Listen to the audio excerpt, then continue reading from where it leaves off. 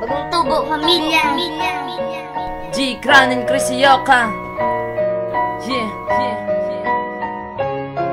Ang ako na batyagang sang ikaw ang nakilala. Gid paagi sa sulat kaging paagi ko sa kantra. Imo mabatian kag imo mabatyagan nga ikaw nagay sa hanon dire sa akong dugan. Wala na sang iban pangapalanggaon. Promesa ko sa imo nga hindi ko pagdulaon. Sa akon nga paminsan nga wala na sang iban. Ikaw lang kakako kag hindi ka pagluiban. Hindi ka pagpabayad kakakon ati panon. Duwa ta ang matungon sang aton nga mga handog. Ang aton mga problema ato lang bulig-buligan. Ato na nga sulbaon ra ina malampasan. Wala tasing awayan kay hugot aton pagsalik sa aton nga relasyon. Nga gusto ta man maglawi kani mahamba ko sa imo tani hindi ka na madula. Ay sa aton nga duwa wala gid girl ang may maluwa.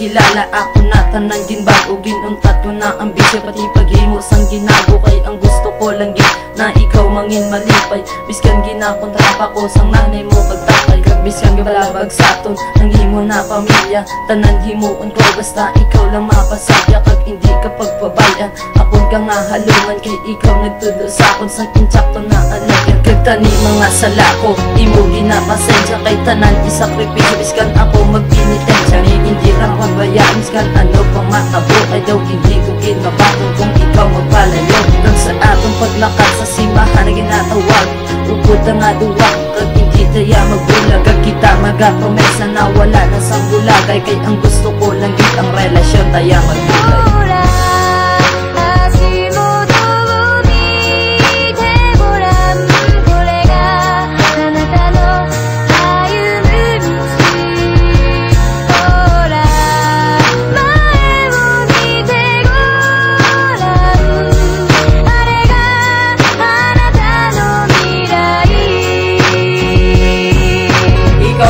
Babae nga sa ko nagatipan biskan sa pag-eskwela ko imo man ko ginabuligan wala mo gid ko ginpabayan kag imo ginasaligan ang isa mo ka pareho hindi na dapat kailuhan biskan mamilya ta pa permi sa aton nagasaway makita ta lang ka ako gid ang kakalipay kag kita gistoryahan kang akyutanay ang kamot pati sa mga handong nga gusto tagit malabo sa ibabaw adlaw-adlaw kung ginapangamuyo nga sa aton nga duwa wala lang may mapalayo kay daw hindi ko gid makaya kung ikaw pa ang madula tumudpud ay pangitaon ng pares mo magpalangga gani ikaw na ang akon pagkakahalungan nastas katapusan sa pagpitik sang akon lugar mentras buhi pa ko ikaw lang gid akon kulidan kaysa imo ko lang gid initanan na batyaga.